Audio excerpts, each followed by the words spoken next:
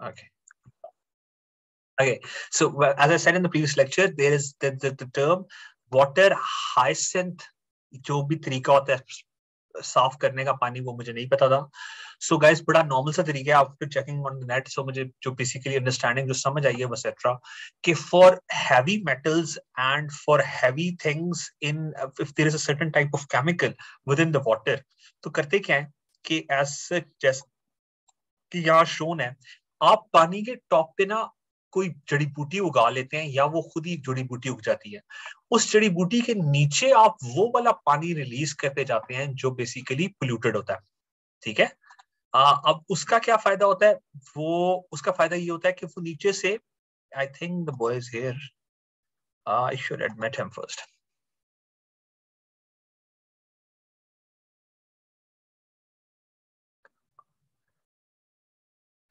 Okay, so we were telling about कि what is water hyacinth plants. वो जो तरीका था एक, वो जो मुझे आ नहीं रहा था बताना, वो बेसिकली ये है कि मैंने भी अभी चेक किया नेट से क्या होता है, इसलिए आप लोगों के सामने सब कुछ है जो रियलिटी है.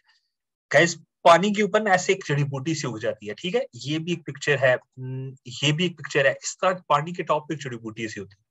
उसके नीचे जो पानी होता है ना, वो पानी के अंदर से ये जड़ी बूटी डिफरेंट मेटल्स एब्जॉर्ब करती रहती है और ग्रो करती रहती है, और ऊपर से फोटोसिंथेसिस होता रहता है, और ये कार्बन डाइऑक्साइड एब्जॉर्ब करती जाती है और आम सिंपल ऑक्सीजन रिलीज करती जाती है. ये इसको जिंदा रहने के लिए सर्टेन अमाउंट ऑफ मेटल्स चाहिए होते हैं. ये भी एक तरीका होता है पानी को साफ करने का कि आप पानी की जो भी आउटलेट हो इंडस्ट्रीज वाले वो ऐसी जगह पे रिलीज करें हैवी मेटल्स जिधर पानी के अंदर ऊपर ये बूटी उगी हो. ठीक है, वो पानी के अंदर से प्योरिटीज लेके उनको एक तो क्लोरोफिल करेगी, वो प्लांट खुद ये करेगा सरवाइव करने के लिए. इस तरह वो पानी प्योर होता जाएगा, और सच पीने के लेवल का प्योर नहीं होगा. लेकिन इमेजिन करें कि एक फैक्ट्री का आउटलेट हो, वहां पे अगर पॉइजनस वाटर आता हो बाहर, या जो हमारे पास प्रीवियस एग्जांपल थी उसमें उन्होंने ग्लास इंडस्ट्री लिया हुआ था. ठीक है, इसमें उन्होंने कहा ग्लास इंडस्ट्री के साथ ये करना चाहिए. तो वो जो भी ग्लास के रेजिड्यूज होते हैं वो यही प्लांट्स एब्जॉर्ब करते हैं, और दैट इज इट. इसी इसी प्रोसेस को कहते हैं water hyacinth of water hyacinth, जो पीक टाइम है इसका. और इसका जो बोटानिकल नेम है वो है पाइथ्रोमेडिएशन. ठीक है, कि प्लांट्स के थ्रू आप मीडिएट कर लेते हो वाटर को. So this is called phytoremediation. This is the process that is one of the techniques that can also be used. Now it can not be used कि पानी आपके पास गंदा है और फिर आप उसको इस तरह करो, नहीं. But if there is a still water somewhere और वेरी स्लोली मूविंग वाटर, जिस तरह रावी है लाहौर में, या कोई कोई नाला है किसी जगह पे, तो उसके साथ ये हरकत हो सकती है. उससे काफी ज्यादा पोल्यूशन, वो जो ग्लास के एफ्लुएंट्स इस केस में थे, हैवी मेटल्स जिस तरह हमने पहले पढ़ा, या जो वेस्ट के प्रोडक्ट्स हैं, वो प्लांट ऑटोमेटिकली यूज करके तो उसको एब्सॉर्ब कर लेता है. ठीक है, this is also one of the methods that I never knew before. With this high note, we'll be moving on with the next slides, and moving on the slides we have. Okay, so we studied air, we studied water, and now we are at soil or land. ठीक है. अच्छा जी, soil और land में थोड़ा सा फर्क होता है, पहले तो वो बता देते हैं फिर आगे चलते जाते हैं. सॉइल और लैंड में बेसिकली फर्क होता है. लैंड बेसिकली कहते हैं उस थर्ड चीज को जो वाटर और एयर के अलावा हो.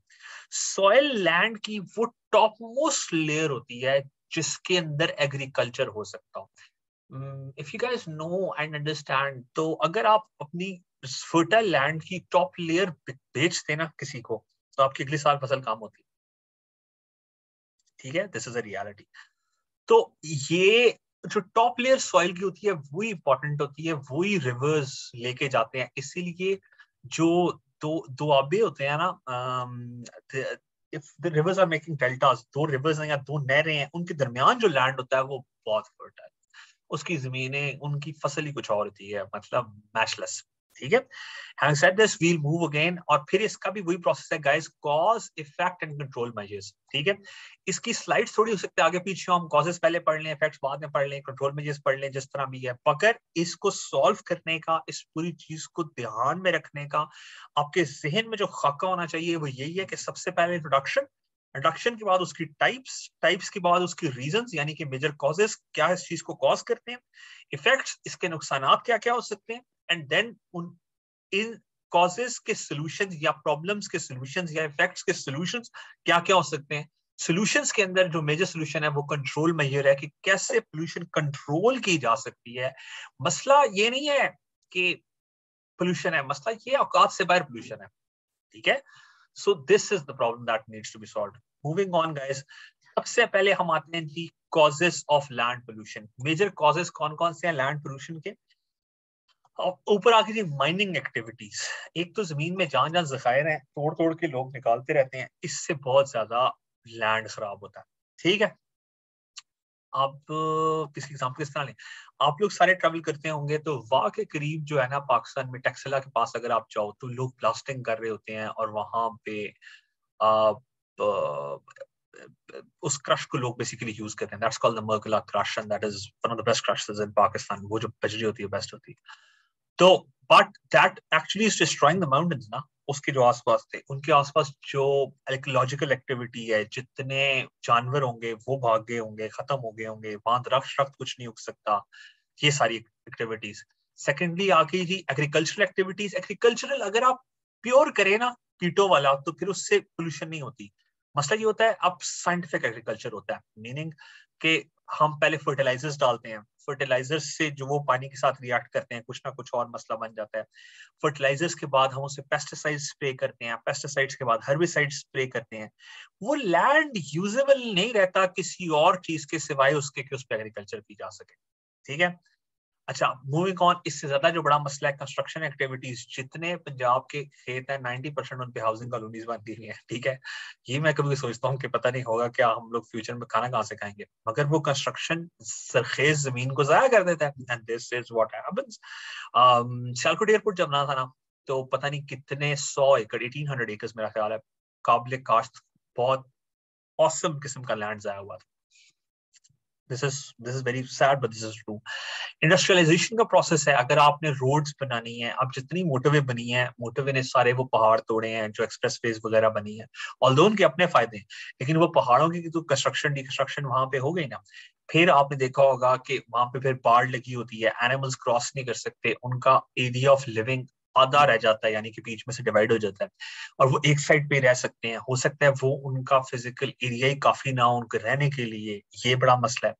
फिर आ गया over crowded landfills. Over crowded landfills means कि आप जहां पे भी सॉलिड वेस्ट डंप करते हैं ना वो औकात से बढ़ जाता है। हमेशा इस तरह ही होता है, यानी कि आपने कुछ डस्टबिन भी ऐसी देखी होंगी जो बहुत ज्यादा भरी होती हैं और अब उसकी रीजन ये होता है कि कोई डेली साफ नहीं करता, या वो अगर डेली साफ करें तो वो अंडर स्टाफ्ड होती है। तो डस्टबिन का भी ना एक दुनिया में ये बहुत बड़ा मसला है कि इधर वो ओवर यूटिलाइज हो रही होती है या अंडर यूटिलाइज हो रही होती है। खैर मूविंग ऑन, तो वो जो ओवर क्राउडेड लैंडफिल्स होते हैं ना, आपने देखा होगा वहां कचरे के ढेर ही हैं। फॉर एग्जांपल सलाड है जिस तरह अहमदाबाद के पास, तो सलाडों में आप राइट साइड पे अगर देखें तो वो खाई सी है, लेकिन वो खाई भी फुल टाइम भरने के चक्करों में हम लोग, ठीक है। So this is over crowded landfill. अब वहां इतनी स्मेल हो जाती है, इतना वहां कचरा होता है, वहां से इकोलॉजिकली डेड जोन बन जाता है, नंबर वन। नंबर टू, वहां उसके पास कोई घर नहीं लेना चाहता, उसके पास एनिमल्स नहीं आते, उसके पास कोई नहीं जाना चाहता। सो this is what over crowded landfills का मीन। उसके बाद आ गया जी सबसे ज्यादा डेंजरस दुनिया का वेस्ट, न्यूक्लियर वेस्ट, जो कि रेडियो एक्टिव होता है। वो तो जिस चीज से उठाते हैं वो चीज भी रेडियो एक्टिव हो जाती है, ठीक है। एक पास्ता की तरह की चीज होती है, सिर्फ उससे उठाएं तो वो रेडियो एक्टिव नहीं होता, वरना दुनिया में हर चीज रेडियो एक्टिव हो जाती है। उसके बाद प्रॉब्लम क्या है जी, सीवरेज का ट्रीटमेंट। ये भी इसका भी जो जो जो सेप्टिक पाकिस्तान का नहीं, अहमदाबाद का जो सेप्टिक प्लांट है ना वो भी सलेटों के पास ही है।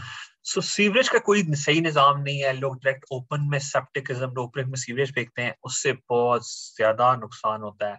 मीनिंग के स्मेल कॉन्टिन्यूस, बीमारियां एंड एनिमल्स वहां से चले जाते हैं, फिर बड़े इश्यूज होते हैं, ठीक है। So these are the major contributors of land pollution. How each one of them can be controlled, पर पहले हम इफेक्ट्स पढ़ेंगे, इनके इफेक्ट्स क्या हैं, फिर आगे चलेंगे। अच्छा, so moving on, we have we okay, moving on, we have impacts। मुझे लगा कि कोई और आया है, नहीं सही था। अच्छा अच्छा, impacts। First of the most basically black death disease, guys, black plague एक दुनिया में एक चक्कर आया था इस पेंडेमिक से पहले ना, दुनिया में सबसे मशहूर वही पेंडेमिक था, बहुत बंदा उससे मरा था एज अ होल ईयर। उसका भी रीजन यही है कि वो बेसिकली हुआ था गंदगी से, ठीक है। उसके बाद ही ओवरऑल दुनिया ने हाइजीन पे तवज्जो देनी शुरू की थी। सो that is called the black death disease. अगर अभी भी कचरा ना कंट्रोल में हुआ तो इसी तरह के मसाइल होंगे, अल्लाह माफ करे, अफ्रीका में जैसे होता है कि there is a lot of disease and the basically crux of the disease is गंद, ठीक है, पोल्यूशन। उसके बाद क्या, contaminated lands and environments can cause problems in human respiratory system. सबसे पहले ह्यूमन रेस्पिरेटरी सिस्टम इफेक्ट होता है, इतनी कॉन्टिन्यूस स्मेल हो तो उसके पास जो लोग रहते हैं उनके लंग्स का बहुत प्रॉब्लम होता है। फिर आ गया cause problems on the skin. अगर बहुत ज्यादा लैंड पोल्यूशन हो तो उसके पास जो लोग रहते होते हैं उनको स्किन कैंसर भी होता है, उनको स्किन का भी हमेशा ही मसला होता है, उनकी स्किन पे फंगस होगी या स्किन पे कोई और मसाइल होंगे। उसके बाद आ गया causes of various other kinds of cancer. So there are a lot of cancers that actually spread via this. Cancer is actually basically ना, कैंसर को अगर डिफाइन करें एज अ बीमारी, तो cancer is a malfunction of certain disease. इस respiration का या skin का या ब्लड का या कोई भी और इतने इम्प्योरिटीज में रह के ना, जो लोग उनके पास रहते हैं ज्यादा या जिनका ज्यादा काम होता है, उनको फिर कोई ना कोई malfunction हो जाता है towards with passage of time, ठीक है। उसके बाद आ गया, the toxic materials that pollute the soil can get into human body directly by coming into contact with the skin. सबसे पहले तो कांटेक्ट स्किन के साथ, अगर आपका उससे डायरेक्ट कांटेक्ट हो गया तो फिर तो आप गए, ठीक है। दूसरा क्या, being washed into water sources like reservoirs and rivers. अब जो कुछ लैंड में है ना, बारिशों के साथ और पानी के साथ, उसने वाटर पोल्यूशन भी कॉज करनी है, उसी ने रिवर में भी जाना है। इसी को भी हमने थोड़ी देर पहले पढ़ा था, वो नॉन पॉइंट कॉन्ट्रीब्यूटर्स जो होते हैं, ठीक है, कुछ कुछ पॉइंट के होते हैं कॉजेस और कुछ non point contributors, non point causes. तो वो नॉन पॉइंट वाली जो चीज है ना, वो सारी सारी लैंड से आती है। उसके बाद आ क्या, being washed in sewage like reservoir rivers, eating fruits and vegetables that have been grown in polluted soil. अब ये भी एक बहुत बड़ा मसला है, अगर लैंड ही पोल्यूटेड था, उसके अंदर जो अनाज उगेगा जब आप वो खाएंगे तो वो भी टेक्निकली आप पोल्यूशन ही खा रहे हैं, ठीक है। अच्छा जी, उसके बाद आएगा ब्रीदिंग इन पोल्यूटेड डस्ट और पार्टिकल्स। ऑब्वियसली एक जगह पे जहाँ कंसंट्रेशन ज्यादा होगी तो वहां पे जब भी हवा चलेगी तो वही गर्दो बुगवार, वही कचरा उड़ेगा ना, and you breathe in them. So air pollution भी इसी कॉज से हो रही है, क्योंकि बेसिकली लैंड का प्रॉब्लम है। आगे, so we have control measures of land pollution, proper dumping of unwanted materials. Number one, proper dumping of unwanted materials. हम unwanted materials को proper तरीके से dump करें, जो भी कचरा हो, जो भी सीवरेज हो, जो भी चीजें हैं, उनको ठिकाने लगाएं, औकात पे करें, मतलब यही टोटल 90% काम है। दूसरा क्या, प्रोडक्शन ऑफ नेचुरल फर्टिलाइजर्स। जितना हमारा ह्यूमन वेस्ट था उसको नेचुरल फर्टिलाइजर्स यूज करें, artificial fertilizers made by natural gas and ammonia या पोटाश जो खाद्य होती हैं वो नहीं। फिर आ गया प्रॉपर हाइजीनिक कंडीशंस, जो लोगों को है हाइजीन को डिफरेंट बड़े तरीके से सिखाएं। there was a campaign in Pakistan when I was young, and that was Safeguard Pakistan. So Safeguard Procter and Gamble की थी या लीव ब्रदर्स की थी, तो उन्होंने बेसिकली कैंपेन ये शुरू की थी। उन्होंने हर स्कूल में जाके पहले लेक्चर दिया था हाथ धोते कैसे हैं, ठीक है। उन्होंने तो अपनी तरफ से इस तरह दिया था ना कि ज्यादा साबुन यूज हो, ज्यादा साबुन यूज होगा तो काफी काम होगा, लेकिन ये एक रियलिटी है कि मेजर मैसेज को टूथब्रश करना सही नहीं आता, मेजर मैसेज को हाथ धोने का प्रॉपर तरीका नहीं पता। ये तो अब पेंडेमिक आया तो लोगों को समझ आई है कि 30 सेकंड्स 40 सेकंड्स आपने सैनिटाइज करने ही करने हैं हाथ, वरना पहले people just have a touch of water and that is gone.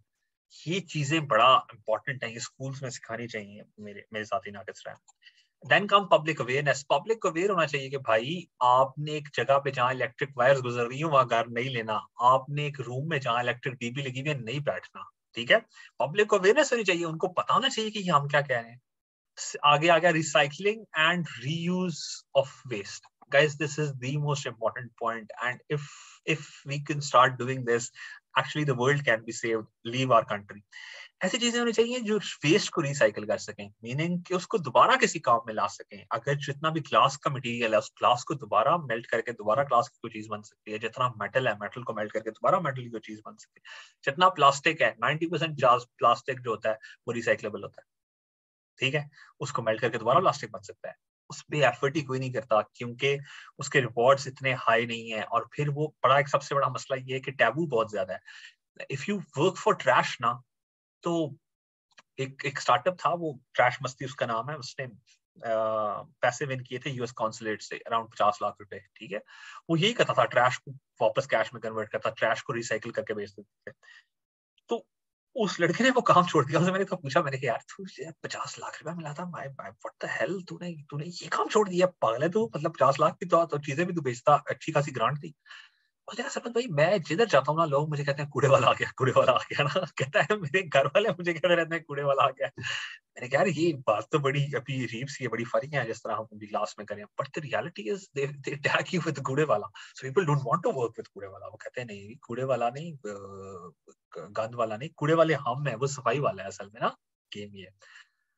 अच्छा जी, moving on, ban on toxic chemicals, guys, this is also very important. There should be certain ban on certain chemicals that shouldn't be used. आप ये बड़ा एक आसान सा हल है, इसका तरीका बड़ा आसान हो सकता है, लेकिन हम करते नहीं है। पाकिस्तान में जितने केमिकल ड्रम्स होते हैं ना, वो ब्लू कलर के होते हैं, उन्हीं में 90% दूध आता है। ये बहुत ज्यादा है, ये नहीं होना चाहिए। अच्छे बने लोगों को फोर्स करें, वो लें, कब वो लोग लेंगे, तो फिर उनमें दूध आना चाहिए। मसला ये है कि दूध ही पहले प्योर नहीं होता, फिर वो दूध आता है तो वो उन ड्रम्स में आता है जो कि जिसमें सिर्फ केमिकल्स ट्रांसफर होते हैं, ब्लू वाले। That is not good, that shouldn't be there, ठीक है। सो टॉक्सिक मटेरियल्स की कंस्ट्रक्शन और ये चीजें बैन होनी चाहिए, कि वो कहीं भी जाए तो वो खराब ही करेंगे लैंड को। Some of the solutions, read from the book, I will share the book with you, the PDF of that book, so you can have more इस तरह। ये वैसे बड़ा नॉर्मल सी बात है, अगर ये आया तो फिर आप और चीजें लिख ही सकते हैं कि भाई ये होना चाहिए और ये होना चाहिए।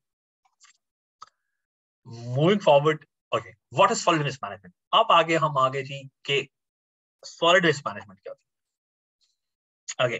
अभी तक हमने जितना कुछ पढ़ा है उसमें there is a different. Air pollution में मोस्टली जो चीजें होती है ना, वो गैसियस फॉर्म में होती है, और वाटर में भी जिस तरह वो किसी भी तरह वाटर को टच कर रहे हैं तो खराब करती है। And then we have lots and lots of solid waste, जिसका हमारे पास कोई अभी फिलहाल दुनिया में रिसाइकल के अलावा कोई मेजर सोल्यूशन नहीं है, ठीक है। कि इतना जो ट्रैश प्रोड्यूस होता है उसका क्या करना है। Solid waste management is collection, transport, processing, or disposal of waste materials, usually once produced by human activity, in an effort to reduce their effort on human health or local aesthetics and environments. एक तो health का मसला, फिर environment का, और फिर aesthetics का। When I last time I went to Karachi, it's like 3 years, 2 years. मैंने अपने आप से तहिया किया था कि मैं इंदा बिलिंगली कराची नहीं जाऊंगा, को बहुत मजबूरी हुई तो जाऊंगा, ठीक है। Wherever you go in Karachi, कचरे के ढेर हैं, and that's loads and loads of कचरा। जो on the contrary, जो metropolitans है पाकिस्तान के बाकी, लाहौर है जिस तरह, उधर सॉलिड वेस्ट मैनेजमेंट का डिपार्टमेंट है, लाहौर वेस्ट मैनेजमेंट उसको कहते हैं, LWR। वो भी चाइनीज किसी कंपनी है या पता नहीं टर्किश किसी कंपनी है, उसने आउटसोर्स किया, बुराक ने या किसी ने ना। बट सॉलिड वेस्ट को कहीं ठिकाने लगाना चाहिए, उसको सिंपल ओपन में फेंक देना ये कोई तरीका है। मेरा मतलब है कि one of the differences I had with the previous premier Nawaz Sharif, one of the reasons was कि he was prime minister from NA18, और फिर आफ्टर बाद एंटर हो तो फिर आप इतना बड़ा स्लैडों के पास कचरे का ढेर है, this shouldn't be there यार, वो कहीं खोद के इसको दबा दें एटलीस्ट, लेकिन कुछ करें। this is not on, ठीक है। So having said this is moving forward। अब हम आते हैं जी सॉलिड वेस्ट के अंदर, जो कि सबसे बड़ा कंट्रीब्यूटर है लैंड पोल्यूशन का। सोर्सेस क्या है। Domestic solid waste, garbage, rubbish, trash. अब इन तीनों को डिफाइन करना पड़ेगा। Garbage and rubbish and trash. Okay, trash basically वो चीज होती है जो कि लेफ्ट ओवर होता है, वो सिवाय बहुत कम लोगों के किसी के यूज नहीं आ सकता, ठीक है। लाइक अगर आप ट्रैश लें तो जो कैंडी के रैपर्स होते हैं वो ट्रैश होते हैं, ठीक है। वो शायद ही कोई यूज कर सके, मेजर लोगों को वो यूज नहीं आ सकती। रबिश जो बेसिकली होता है ना, उसका कॉन्सेप्ट ये होता है कि एक बंदे के वो काम की नहीं है, हो सकता है दूसरे के काम आ जाए। Meaning you had a carton of milk and you couldn't use all of it, so आपने एक्सपायर कर लिया और आपने वो थ्रो कवे कर दिया, राइट। अब आपके लिए तो रबिश है ना, यूजलेस है, बकवास, खराब दूध, बाहर फेंक दो। For companies that actually produce milk like Tamra and like Anhar and stuff, उनके लिए वो रबिश नहीं होता, वो खराब दूध का दही लगा लेते हैं और बड़ा सही लगाते हैं, ठीक है। इसीलिए आपका दूध की एक्सपायरी हो तो वो वापस भी ले लेते हैं। दूध अगर एक्सपायर हो जाए ना, या खराब हो जाए, खट्टा हो जाए दूध, तो वो कहते हैं कि भाई हम यूज कर लेंगे। सो रबिश इज काइंड ऑफ कि कुछ लोगों के लिए वो चीज यूज हो, कुछ लोगों के लिए ना हो।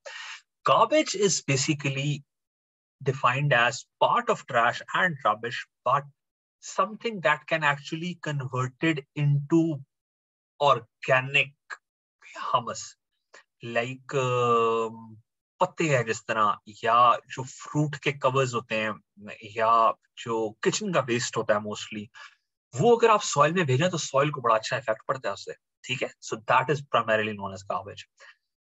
मूविंग ऑन जी। अच्छा, उसके बाद आ गया construction and demolition waste. Guys ये देखने में लग रहा है कि बहुत शुगर है, लेकिन कंस्ट्रक्शन से इतना कचरा क्रिएट होता है, जो टाइलों के पीस टूटे होते हैं, जो ईंटों के पीछे टूटे होते हैं, जो कंक्रीट का वेस्ट होता है, जो ड्रिलिंग के बाद वेस्ट होता है, फिर सीमेंट का वेस्ट, टाइलों का वेस्ट, टाइलें लगने का बहुत गंद बचता है, ठीक है।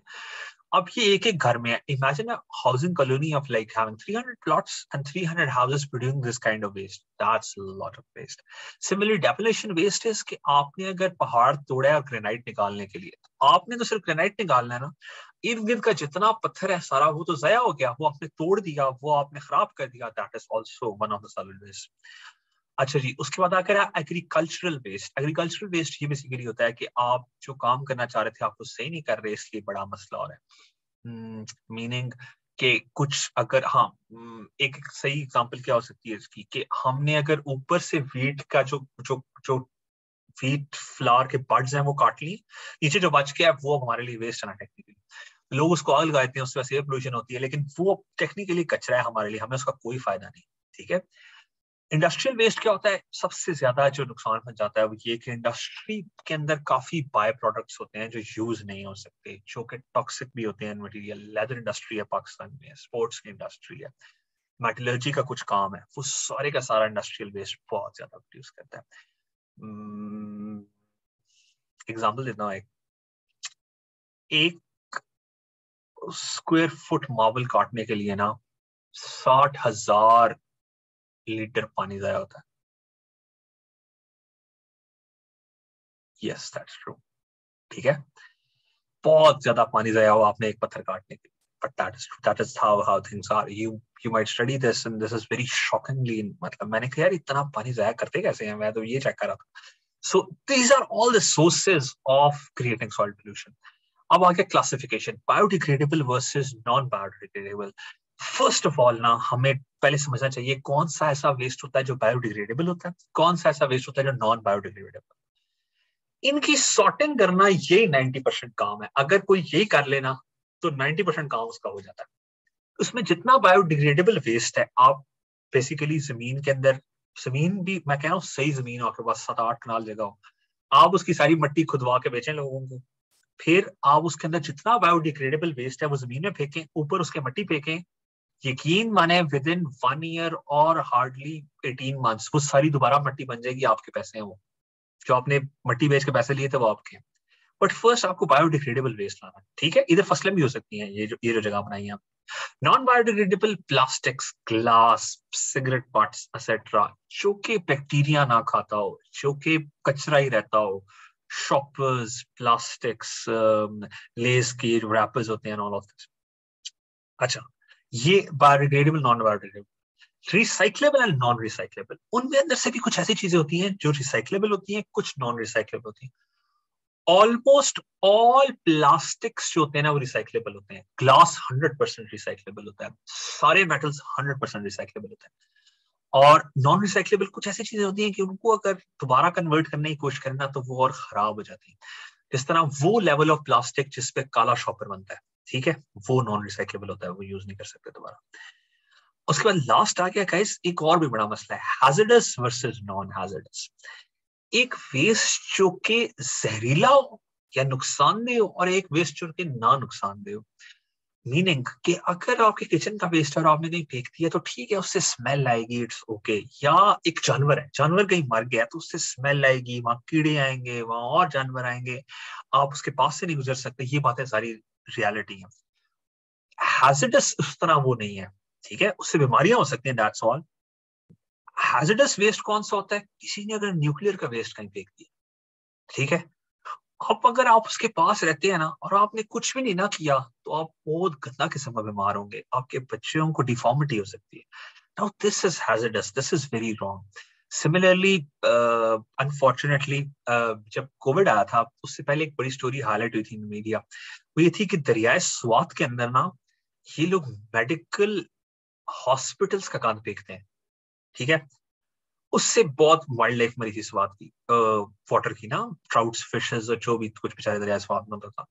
मीनिंग कि वो जो ब्लड सैंपल्स हैं और वो जो दवाइयां हैं और जो यूज्ड सिरिंजेस हैं, उनसे जो बीमारियां हैं वो उस पानी में गई। This is hazardous, this is very wrong. अगर आपने उस पानी को फिर हाथ भी धोए ना उसमें, तो बस फिर आप मजे करें।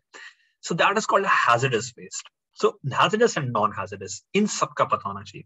गवर्नमेंट मोस्टली बड़ा सही से रेगुलेट करती है पूरी दुनिया में हैजर्डस वेस्ट को। न्यूक्लियर का कोई वेस्ट ऐसे वैसे नहीं फेंक सकता, बाहर फर्टिलाइजर के प्लांट्स के इस तरह तरीके से बगैर नहीं फेंक सकते, हॉस्पिटल्स अपना वेस्ट इस तरह नहीं फेंक सकते, बड़ा वो हैजर्डस हो जाता है। तो ये है पूरी दुनिया में जो बड़ा अच्छा मॉनिटर्ड है, ठीक है। पाकिस्तान में भी लॉज हैं, बट अनफॉर्चुनेटली उनकी इम्प्लीमेंटेशन उस तरह नहीं है क्योंकि कोई पूछने वाला नहीं। और लेकिन उम्मीद यही है कि आप लोग इंशाल्लाह जब कर लेंगे this course and this test of CSS and you come to government offices, you are going to be the people इंशाल्लाह जो कि इसको कन्वर्ट करेंगे। अच्छा जी, उसके बाद आ गया what is solid waste management, development waste management. अच्छा, hierarchy of preferred solid waste management strategies, paradigm shift to the 20th century. Very good. अब जी, पहले दुनिया में क्या समझते थे, कहते थे यार कि ऐसा होगा कि सोर्स में थोड़े से सोर्सेस थे, उनसे रिसाइकलिंग और कंपोजिशन वाले मटेरियल ज्यादा थे, कन्वर्जन की टेक्नोलॉजीज आपने ज्यादा प्रोड्यूस करनी है, और फिर जो कुछ बच जाएगा दुनिया में वो आप लैंडफिल में यूज कर सकते हो। आप उसको कोई घड़े मट्टी बेच के किसी और को वो से कुछ और कर ले, आप वहां पे कचरा फेंक दें या कूड़ा फेंक दें और ऊपर अपनी मट्टी के लिए यूज कर लें, उसके बाद उसके घर बना लें या जो मर्जी ओवरऑल करना है, एटसेट्रा। बाद में लोगों को समझ आई यार ये तरीका नहीं है, ठीक है। हमने सबसे ज्यादा अटेंशन देनी ही सोर्स को, सोर्स के रिडक्शन को। ओके, उसके बाद रिसाइकलिंग और कंपोजिंग को जितना मैक्सिमम हो सकता है हमने रिसाइकलिंग एंड कंपोजिंग करनी। फिर जो बच जाएंगे उनको हमने कन्वर्जन की टेक्नोलॉजीज में यूज करना है, और जो लास्ट में रेजिडुअल बचेगा ना वो हमने लैंडफिल में यूज करना है। लैंडफिल हमारा ऑब्जेक्टिव नहीं है, हमारा ऑब्जेक्टिव है मैक्सिमम आप डिजाइन में यूज कर लें दोबारा, नहीं आप रिसाइक्लेबल दोबारा कर लें बड़े तरीके से, नहीं आप कन्वर्जन की टेक्नोलॉजीज कर लें, और लास्ट प्रायोरिटी हमारी जो है वो लैंडफिल है। This is the paradigm shift. So if you going to make about any, अच्छा अब now this is very, it is very tricky. Okay, I tell you guys, अगर पोल्यूशन पे कोई भी क्वेश्चन आया ना, वाटर पे, एयर पे, लैंड पे, नॉइज पे, किसी भी चीज, ये वाला ट्रायंगल जो है ना, ये पैराडाइम शिफ्ट, ये आपने बनाना ही बनाना है। आपने एग्जैक्ट लिखना है, after 21st century the most attention should be given to source reduction, then recycling of and composting. Composting is basically जो बायोडिग्रेडेबल मटेरियल को यूज करके दोबारा सॉइल बनती है, दैट इज कॉल्ड कंपोस्ट। फिर conversion technologies, and then the last priority should be given to landfills, के जो चीजें आप खत्म कर ही नहीं सक रहे थे इन तमाम तर एफर्ट्स के बावजूद, उनको यूज करें।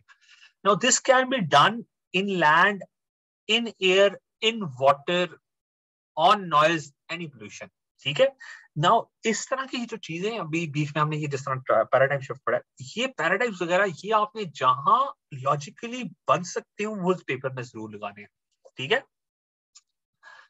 मूविंग ऑन जी, हमारे चलते हैं थोड़ा, और उसके बाद आ गया हमारे पास, अच्छा जी, approaches to solid waste management.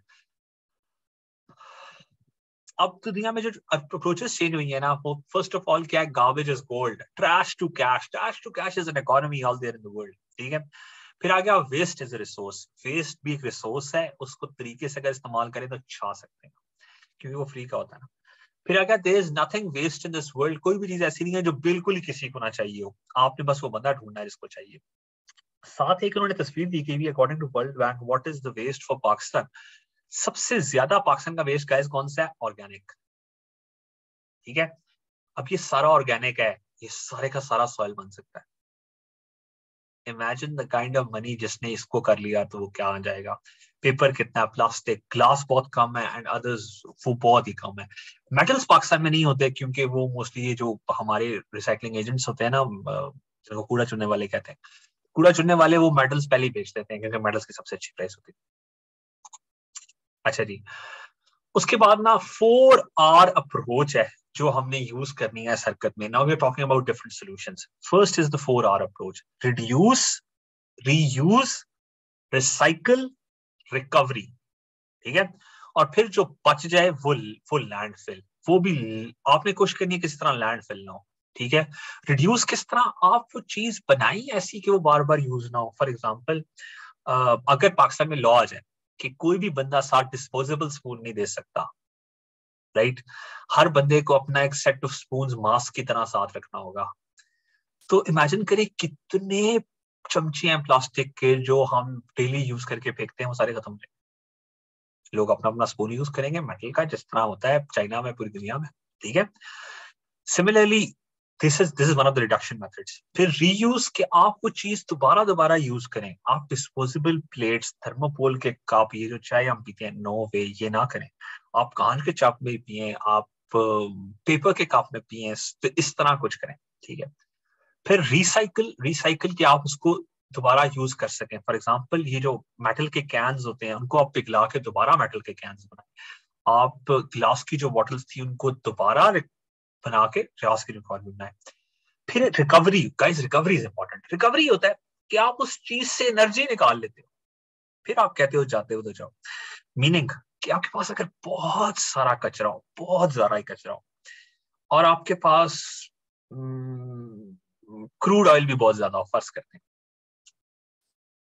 अब आप जो भट्टे होते हैं ना, ये जो इन्होंने ईंटें बनानी होती हैं, या किल्न्स और जो भी इंडस्ट्री में यूज होती है, वो कोयला भी जला देते हैं, लकड़ी भी जला देते हैं, पालन भी जला देते हैं, तूड़ी भी जला देते हैं, क्योंकि उनको बहुत हीट चाहिए होता है। उनका काम ही होता है हीट से उन्होंने मट्टी की या गारे की ईंटें पकानी होती हैं। दैट्स ऑल, उनका उनका बिजनेस ही है, उनका बिजनेस चलता है फ्यूल पे।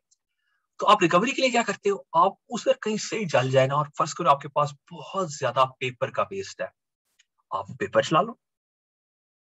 पेपर जला के उसका साइज बहुत कम रिड्यूस हो जाएगा, उससे एयर पोल्यूशन होगी, मैं मानता हूँ, लेकिन वो ऐश बहुत थोड़ी रह जाएगी पेपर के मुकाबले में, राइट, और आपने उससे एनर्जी निकाल ली। This is the recovery of energy. और फिर वो जो ऐश बच जाएगी, वो जो चीज बच जाएगी, उसको आप लैंडफिल यूज कर सकते हो। This is the least preferred method. So for solution the first is the 4R approach, reduce, reuse, recycle and recovery. उसके बाद आ गया जी थर्मल ट्रीटमेंट। थर्मल ट्रीटमेंट वही एग्जैक्ट ट्रीटमेंट है जो मैंने आपको थोड़ी देर पहले बताया। वो ये है कि भाई आपके पास जितना भी वेस्ट था ना, आप उसको जला दो। ठीक है, लेकिन ये नहीं यार कि ओपन एयर में कहीं आग लगा दो, आप उसको जला के उस हीट से फायदा ले लो। ठीक है, आप मेटल्स पिघला लो, आपने वैसे भी तो रिड्यूस करनी थी ईंटें बनाने के लिए, आप ईंटों के नीचे कचरा डाल के जलाई जाए। ठीक है, अब वो डायरेक्ट नहीं जलेगा, आप फिर उस टाइम पे कोई क्रूड ऑयल बीच में डालते रहे। सो थोड़े से क्रूड ऑयल से आप बहुत ज्यादा एनर्जी ले सकते हो। This is called the thermal treatment in the world. अच्छा जी, उसके बाद आ गया इंसिनरेशन। आगे थर्मल ट्रीटमेंट के अंदर जो पहला ट्रीटमेंट है वो है इंसिनरेशन। गाइस, इंसिनरेशन यही होता है कि जला के राख कर देते हैं उस चीज को जो भी आपको लगे कि मतलब यूजफुल नहीं है, जिसमें से एनर्जी निकल सकती हो। सो बड़ी बड़ी भट्टियां होती हैं, उनके अंदर वो बहुत ज्यादा वेस्ट डाल दे जाते हैं जो जल के स्वाह हो जाता है। ठीक है, so this is incineration. Incineration का जो प्रोसेस होता है ना, that is something, incineration is a word that is used for actually non-living things. Incarnation का जो process होता है that is used for living things. जो मुर्दे जलाते हैं ना, या जो जानवर जलाते हैं, उसको भी incinerate, उनको उसको incarnation कहते हैं वैसे तो। ठीक है, मूविंग ऑन जी। अच्छा जी, उसके बाद आ गया पायरोलिसिस। पायरोलिसिस एक टेक्निक है। अब ये पायरोलिसिस क्या होता है कि आप उस चीज को बेसिकली ऑब्वियसली जला देते हो, लेकिन आप उसको केमिकली हरकत करते हो उसके साथ कि वो in the absence of heat चले। Meaning a form of incineration that chemically decomposing organic materials by heat in the absence of oxygen. ठीक है, अब ऑक्सीजन की एक्सेंस के अंदर आप बायोमास को डालते हो, और बायोमास के अंदर से इतनी हीट करते हो उसे, इन द एब्सेंस ऑफ हीट उसको ऐसा केमिकली ट्रीट करते हो कि उसके अंदर से हार्मफुल चीजें चली जाती हैं और वो सिंपल फ्यूल रह जाता है। काइंड ऑफ नहीं, वैसे paralysis in the absence of heat होता है, हम तो हीट यूज करते हैं। जो पुराने आप लोगों ने गांव वगैरह में देखा होगा, जो लोग पुराने चीजों के गोबर होता है ना, उसे थापी बना के ना, तो दे यूज दैट उपले और something to actually burn, and that works as a fuel, and that was otherwise a waste. So pyrolysis भी यही हरकत होती है in the absence of heat, उसको केमिकली ऐसे ट्रीट करते हैं कि वो यूज हो सके। ठीक है। अच्छा जी, उसके बाद आ गया प्लाज्मा गैसिफिकेशन। प्लाज्मा गैसिफिकेशन ये होता है कि आप इतना ज्यादा हीट करते हैं किसी भी वेस्ट मटेरियल को कि उसके अंदर से जो उसकी बर्नेबल गैस होती है वो अलग से बाहर आ जाती है। ठीक है। यानी कि अगर आपके पास टायर्स हो ना, पुराने रबर टायर्स, तो रबर टायर्स को अगर आप एक खास टेम्परेचर पे ले जाएं तो वो सारा रबर नीचे से बर्न हो जाता है, कार्बन की फाइबर्स अलग रह जाती हैं, रबर अलग हो जाता है। आप रबर भी बेच सकते हो, आप वो कार्बन भी बेच सकते हो, और उसमें रबर और वो जो कार्बन की वायर्स होती हैं, स्टील की वायर्स हैं, वो जो ऊपर जो गैस निकल रही होती है ना, वो बिल्कुल सुई गैस होती है, इसमें कोई मसला नहीं। वही लोग फिर जलाते हैं अगले इनलेट के लिए, यानी कि यहाँ से जो गैस आ रही है उससे अगला प्लांट जला लिया। अब वो हुआ क्या कि वो सारा रबर टायर पुराने यूज हो गए, ठीक है, और गैस भी आपको मिल गई जो आप एज अ फ्यूल यूज कर सकते हो।